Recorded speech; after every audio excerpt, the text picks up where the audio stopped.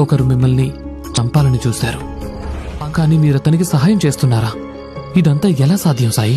అది చాలా తేలిక శ్యామ. నువ్వు ఇతరులను కూడా భగవంతుని బిడ్డలుగా భావించినప్పుడు ఇది నీకు కూడా పెద్ద కష్టమేమీ కాదు. అయినా ఇంకొకరిని దండించడానికి నేనెవరినవుతాను చెప్పు?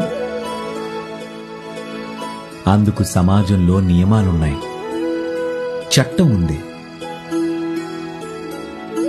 ప్రతి ఒక్కరూ తమ కర్మల ఫలితాన్ని అనుభవించే తీరాలి.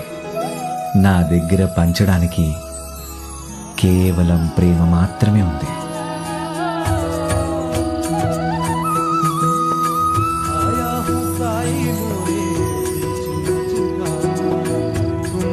लगा दो साई